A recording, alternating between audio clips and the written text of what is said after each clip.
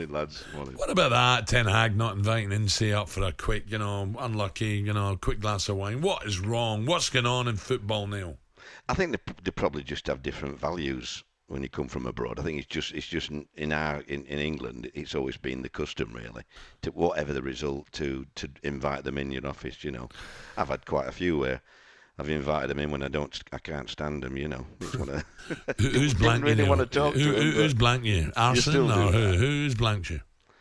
Oh no, I don't think anybody blanked me. I mean, people like Arsene, people don't think he was close at Ray, but he was very good. He always invited me, and if I had my family, I remember Amy and William going in there, into his office. So I think it's just one of them things, isn't it? I think you expect it, but it's just.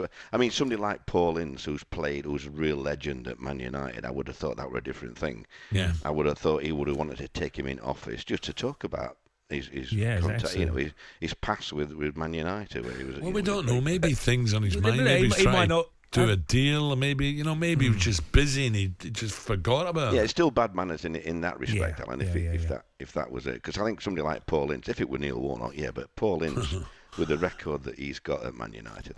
You would have thought he'd at least asked him. Can you remember a manager who stood out, Neil, who you invited him for? Oh, he's great company. I didn't realise he was that nice. I mean, because you're battling against. Who was your favourite? Neil? Jose. I knew that. Absolutely magnificent. He was top man, really. I think he understood not just the top end of the leagues, but how hard it was at the bottom end and he never rushed out. I don't know about those managers.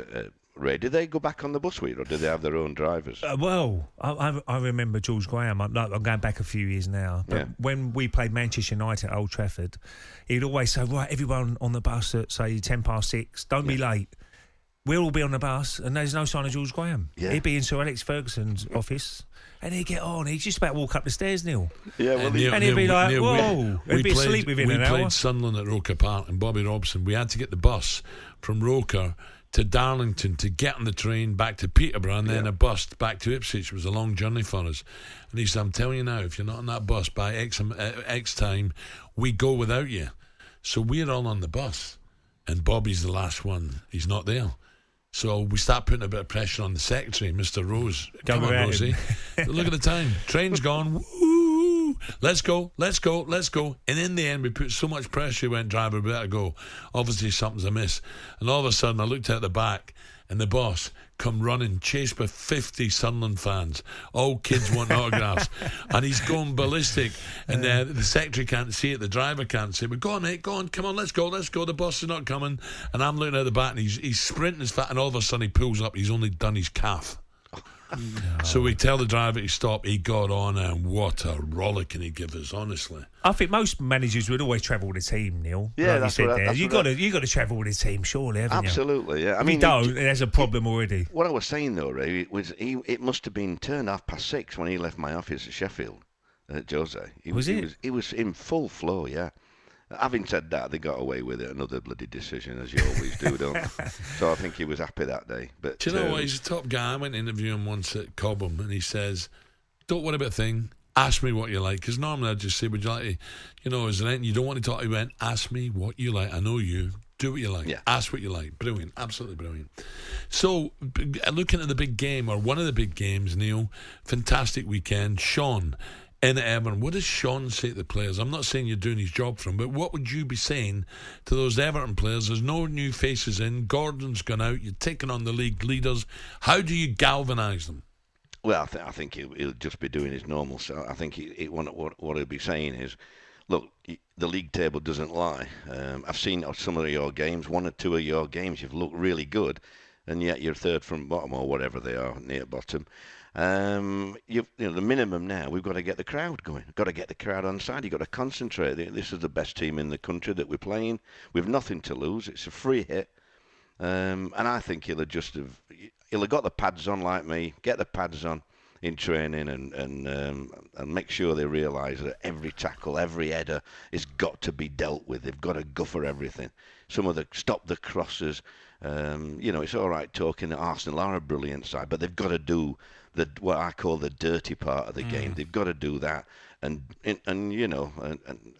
go over that white line to make sure that the fans have got something to hang on to, and because it's a great place, a hostile place when they get going, the fans, and even though the top of the league, it just ruffles the feathers a bit, Ray, I think, when it's like that, the intimidation. And so they can't be giving a goal away early doors. They've got to go out and really, put a few tackles in. And it was interesting, Neil, the first day, bleep test. Now, a lot of people say, oh, that's a bit harsh, halfway through a season when it's, you've got lots of games come thick and fast. But what he's trying to do there probably is seeing the character of a certain player, because he doesn't know the players. He's going to go in and he's a little bit blind. What sort of characters are they? Why are they in this position? Is it because of their characters? And probably the bleep test, you know what it's like. I've done it. My first ever one I did, believe it or not, I was 34 years old at Middlesbrough. Yeah, but you could do that with 20 pints behind you, Ray. You were just naturally fit. I remember I run past Kubu. He was only 22. I'm like, what are you doing? I'm 34, you're 22. There's something going wrong here. But don't you think he'll have done that, not just to see who's fit, he'll have done that psychologically, to say to them, lads, I'm on your case now. I know what every one of you is. There's no excuse.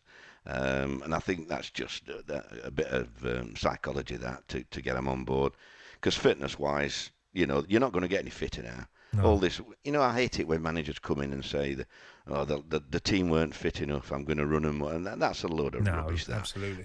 I just cringe when I see managers say things like that.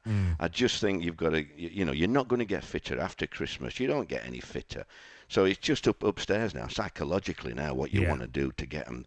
And it's an intimidating place. So that'll be top of my list for games to watch, if I'm honest. They should just have enough, Arsenal, because they are a different animal, I think, this year than I've seen for any time. And the lad you were talking about, Martinelli, Ray, when I was a young kid, he was the type that I would just pay money to go and watch.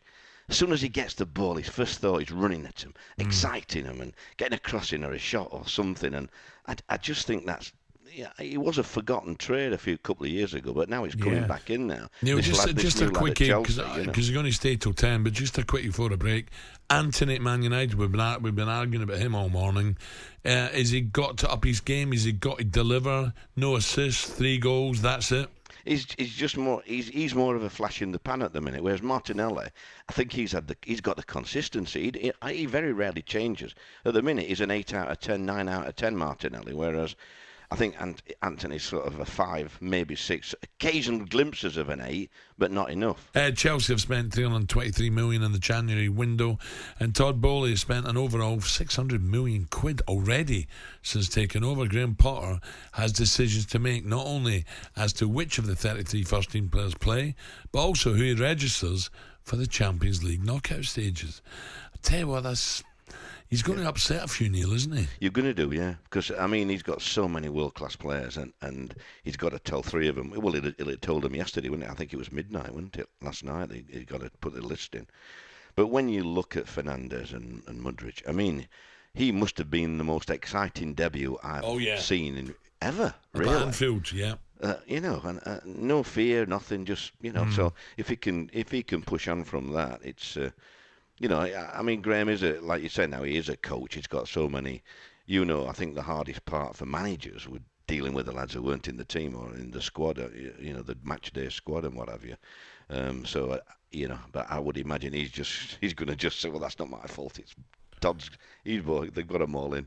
But it's not an easy job. But they've signed all them players, and I bet you, James and Chilwell being fit, probably Sterling, means more to him than anything else. I think them two, the full-backs, are as good as anything in the league, and to miss all those right from the start, almost from when he came in, I think if they're back with this new influx, I think you'll see a different Chelsea, mate. And it's amazing now, Neil, some of the contracts now, isn't it? I think my era, It would have been a 5-year contract, is probably the most you get, maximum contract you get. But now they're 8 or 9 but years.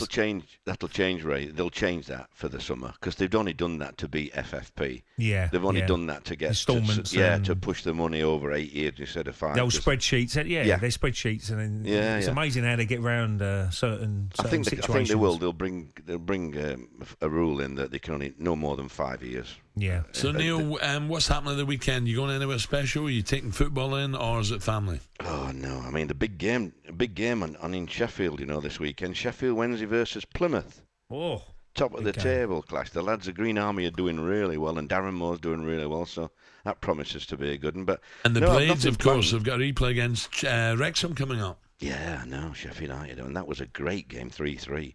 So everything's happening there, and I'm looking for. I've got them shows organised, Alan, in Ipswich, Portsmouth. Oh yes, September, isn't it, Ipswich? Hey, Ray, Shepherd's Bush, 28th of May, pal. So you've no excuse. Fantastic. No, he's closer to Ipswich and Shepherd's Bush, Ray. Yeah, well, I am, to be fair.